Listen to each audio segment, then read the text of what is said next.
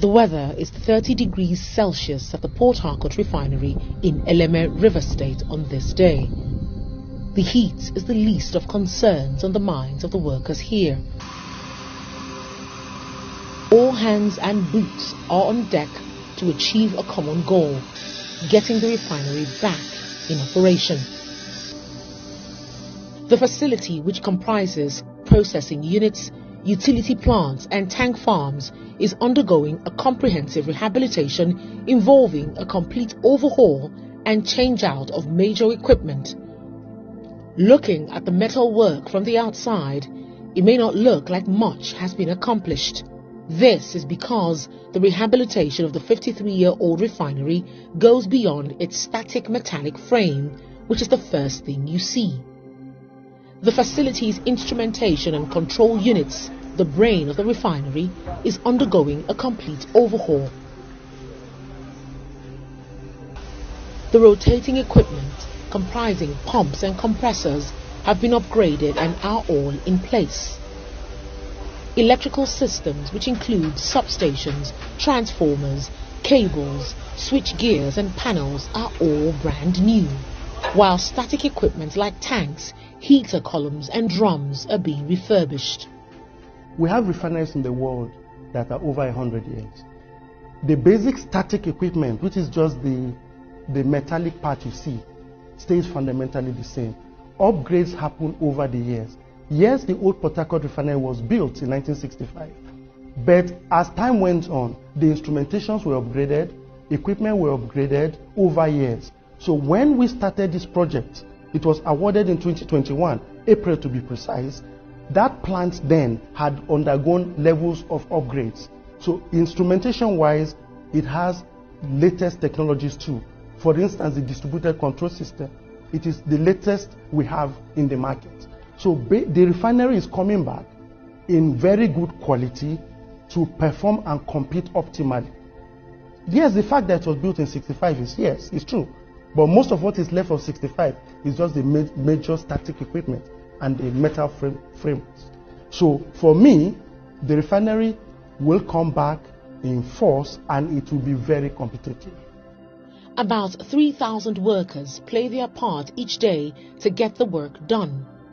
From piping, welding to fabrication, the relationship between man, machine and metal is constant. So far, the plant has recorded 8.3 million man-hours with zero lost time to injuries. The reason isn't far-fetched. HSE rules are always adhered to. By the colors, you can identify them. The blues are the engineers. The brown is for operations. The orange overalls represent the contractors. Out with the old and in with the new. The removal and replacement of piping work is a major task at the Port Harcourt Refinery. For a refinery built in 1965, it's understandable. Over 75% of this task has been completed and accelerated as workers run day and night shifts. The plant has also recorded remarkable milestones against all odds. Basic markers for a major project like this is deliveries of your long lead items. We have items here that we've installed in the plant that took 18 months to manufacture. Those items are now on ground.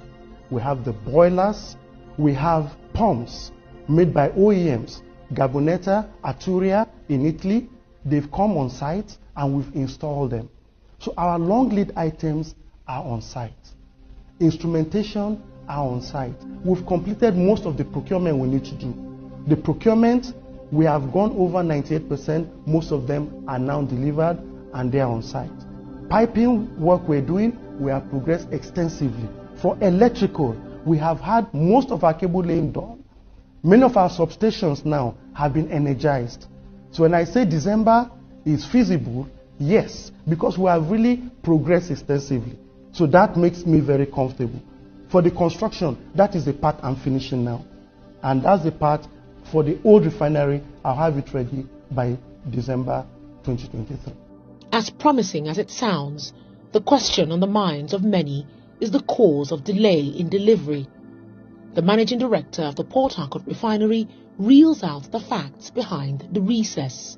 We had clear governance in place to award this project.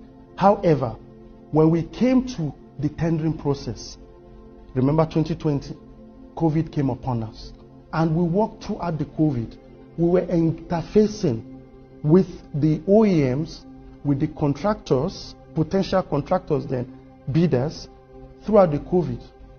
And we ended up at award in early first quarter 2021. Remember, COVID was still with us then. That was when we awarded the project. This contributed to the initial mobilizations and placement of our long lead items. Now, here it was, a lot of the factories in the world were shut down. China was shut down, Europe was shut down, so there was a lot of force majeures by the OEMs because they couldn't produce them on time. That was one of the factors. This also added to the extended COVID shutdown in China. It took a while for China to open up. Also, the global supply chain was broken. We had so much problem sourcing our parts, even getting these parts now delivered. So that was the first one that was the issues that caused the delay. And as we're coming out of COVID, the Russia-Ukraine war now hit. The sanctions on Russia and the countries that were affiliated with them, and also getting these materials out became an issue. To even worsen it, the global manufacturers of arms also came into the market. Remember, this plant operates on very smart technology. Sadly, you may know that these smart technologies are what drive wars. So when the global arms manufacturers came in, they are the big boys. They took everything off the market. Components became a problem. We couldn't source, and the manufacturers also threw in further force majeures. Despite all these challenges, we're able to come back, put the project back on track, and we're now aimed at the end of the year to deliver the old refinery. This explains the celebration of the arrival of two 120-ton-per-hour boilers manufactured in Italy, weighing 200,000 kilograms. It is used in generating steam used for atomizing fuel and various processes, including running equipment like turbines and fire preventions. The boiler is just one of many long lead items that suffered major delays in arrival. On completion of the rehabilitation, the refinery will produce petroleum products such as liquefied petroleum gas, premium motor spirit, dual-purpose kerosene, automotive gas oil, and low and high pore fuel oil. For the managing director of one of Nigeria's biggest and oldest refinery, the success goes beyond the operations that will begin in December 2023. So the beauty about the rehabilitation going on